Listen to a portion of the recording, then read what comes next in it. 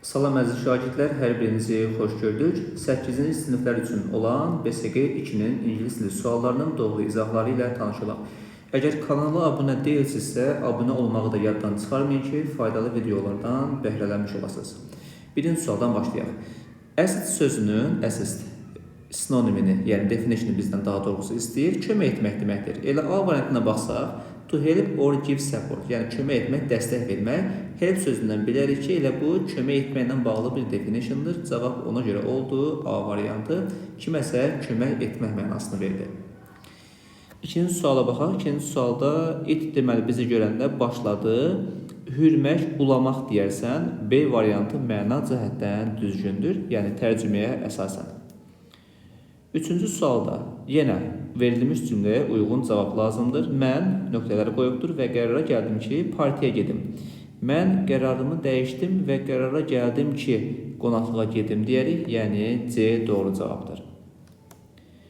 Dördüncü sualda müəllim məsləhət verdi ki, deməli, vaz keçməyim, burada not var və imtahana hazırlaşım. Give up-ın mənası vaz keçmək deməkdir və burada not olduğu üçün cümləmizin mənası düz gəlir. Cavab C variantı.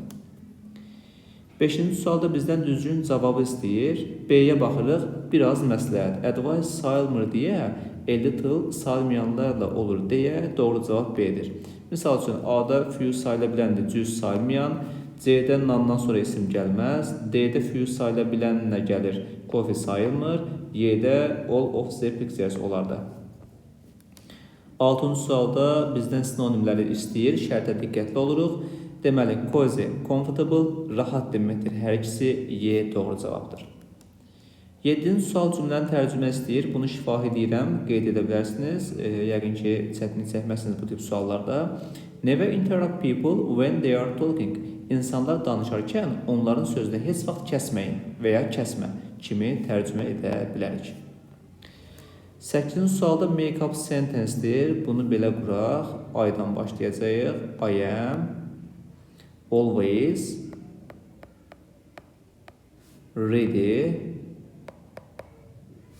to assist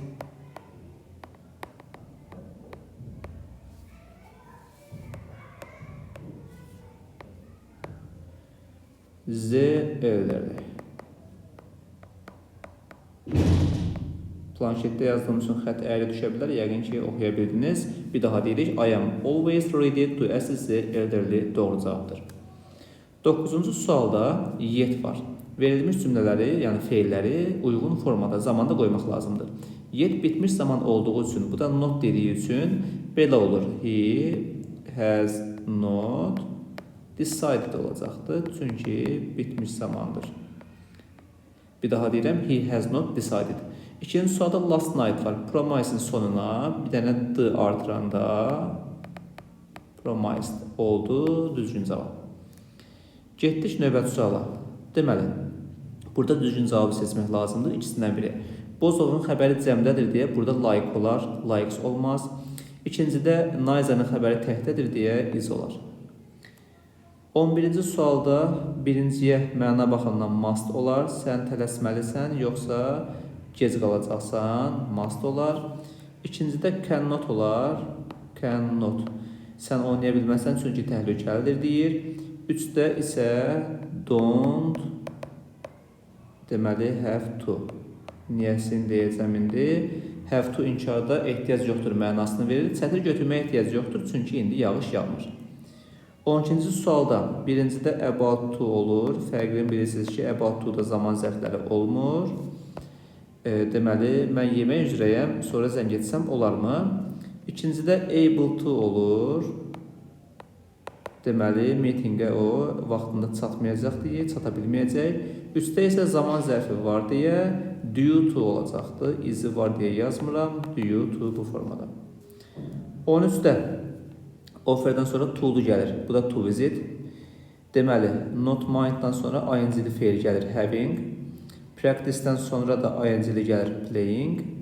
4-də would like to live. Elə doğru cavab bu da səhvli olub, qeyd olunub. Bu da to live olur. 5-də deməli, proud of sözünü var deyə winning ing-li olur.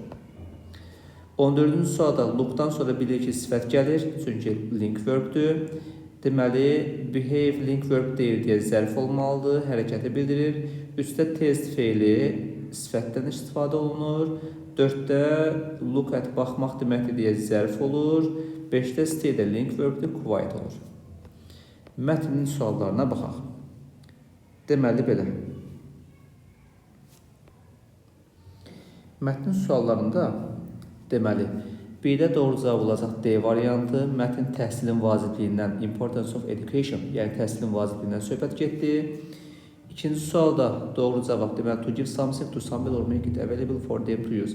Kiməsə nəsə vermək və onu onların istifadəsi üçün əlçatan etmək, yəni təmin etmək söhbətindən gedir. Provide təmin etmək deməkdir. 3-də isə deməli vəziyyət belədir. It nəyi əvəz edir deyir. Burada itin altından xətt çəkməyibdir. Səhv etmirəmsə görmədim onu. Əgər burada bir saniyə həmin yerdə bax. Bu da əgər bu itdən söhbət geçsəydi, altından xətt çəkilsə cavab education olar. İndi sizdən necədirsə bilmirəm. Aşağıda isə society can survive if it provides its. Burada da bu it əgər altından xətt çəkilibsə society-ni əvəz edəcəkdir bu formada. Ona görə burada A-da ola bilərdi, C-də ola bilərdi. Artıq hansı itin altına xətt çəkilibsə ona görə baxmaq lazımdır. 4-cü sualda bizdən uncountable, yəni saymayanları soruşur əziz şagirdlər. Saymayanlar bu da, misal üçün importance var. Üst dənəsini bizdən istəyir. Daha sonra başqa nə var? Education var, təhsil sayılmaz. Birini də görmüşdüm burada, bir saniyə. Knowledge-in bilik mənası var. Knowledge harada idi? Deyəsən burada knowledge vardı. Aha, dairəyə aldım 2-ci paragrafda. Belə əziz şagirdlər, hər birinizə uğurlar olsun. Ümid edirəm ki, faydalı oldu. Sağ olun.